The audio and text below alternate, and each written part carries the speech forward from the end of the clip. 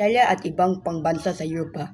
Ang Italya tulad ng ibang mga bansa sa Europa ay nakaranas ng matinding kahirapan sa ekonomiya at kawalang natatag sa politika matapos mabigo na makuha ang mga inaasahang yaman mula sa digmaan. Ang mataas na kawalan ng trabaho ay nagresulta mula sa pagbasak ng mga negosyo at industriya na mantong sa kakulangan ng pagkain at pagpapahina ng pamalahan. Hapon, sa dahil sa kakulangan ng likas na yaman, ang Japan ay lubos na umaasa sa pangdaigdigang kalakaran para sa mahalagang hilaw na materyales. Tumataas ang taripa sa Europa at Estados Unidos, bumaksak ang mga pagluluwas ng Japan na nagdulot ng malaking pahirap sa ekonomiya nito. Dahil dito nagpasya ang mga pinuno ng Japan na palawaking ang kanilang teritoryo upang makuha ang mga kinalagang hilaw na materyales. Ang dahilan ng tagumpay ng mga kanluranin sa pananakop, ang kanilang mataas na antas na teknolohiya at ang kanilang superior na militar. Una, ang patuklas ng kinin na militar. Una, ang sa paglaban sa malaria, sa napabilis ang kanilang pagaling at pagpatuloy ng pananakop. Pangalawa, ang paggamit ng bagong armas tulad ng machine gun at ang napadali sa pagsakop at pagdomina sa mga mahina na bansa. Inilarawan din ito ang pag-usbong at pagbagsak ng imperyo ng kanluranin particular na ang Espanya at Portugal simula noong 1500s hanggang 1800s. Nagpakita sa isang sipi ng teksto ay nagsalaysay tungkol sa mga bansang imperialista noong huling bahagi ng ika-19 na siglo at unang bahagi ng ika-20 na siglo. Binanggit dito ng Britanya, Pransya, Alemanya, Russia at Netherlands.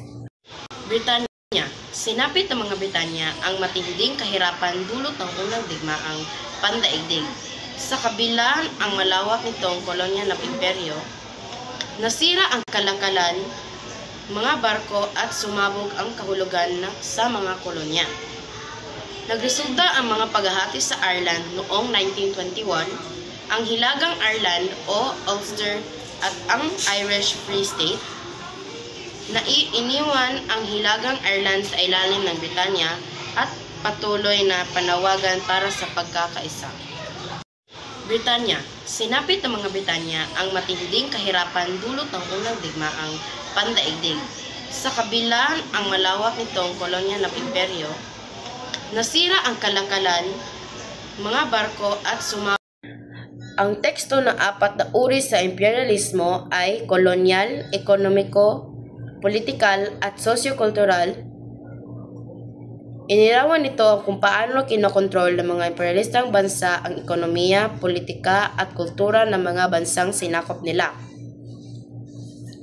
Ginagamit ang mga halimbawa mula sa Afrika at sa Timog Silangang Asya para ilarawan ang mga epekto sa bawat uri ng imperialismo. Britanya, sinapit ng mga Britanya ang matinding kahirapan dulot ng unang digmaang pandaigdig. Sa kabila ang malawak nitong kolonya ng imperyo, nasira ang kalakalan, mga barko at sumabog ang kahulugan sa mga kolonya. Nagresulta ang mga paghahati sa Ireland noong 1921, ang Hilagang Ireland o Ulster at ang Irish Free State. Iniwan ang Hilagang Ireland sa ilalim ng Britanya at patuloy na panawagan para sa pagkakaisa. Ang kahulugan ng imperialismo, kaya't pinag-usapan ang pagkakaiba ng imperialismo at kolonyalismo at kung paanong hindi sila magkatulad sa ugali at kilos ng kanilang ginagawa. Dahil ang kolonyalismo ay tungkol sa kolonisasyon ng maliliit na teritoryo at pagkontrol sa pamahalaan, ngunit ang imperialismo ay tungkol sa paghahari sa kaharian ng maliliit na teritoryo at hindi sila formal sa pagkontrol. Ibig sabihin ay nakatuon lamang sila sa isang bagay. Pag-unlad ng kanluraning imperialismo. Sa buod ito ay nagpapakita ng pag-unlad ng kanlurang imperialismo at kung kaano karaming mga bansa ang nakapag-alyansa at kinukontrol nito upang magiging nangunguna. Dahilan ng mga Europeo sa pagpalawak ng imperyo. Sa tulang na isulat ni Rudyard Kipling na ang White Man's Burden ay naibahagi ang kaniyang paniniwala na ang mga Europeo ay mayroon silang malaking responsibilidad na ituro ang kanilang mayaman at mataas na kayahanan sa mga kolonyang sakop ng kanilang imperyo. Power. His ideology and Holocaust. It explains how Hitler blamed Jews and other ethnic groups for Germany's economic struggles, promoting the superiority of Aryan race.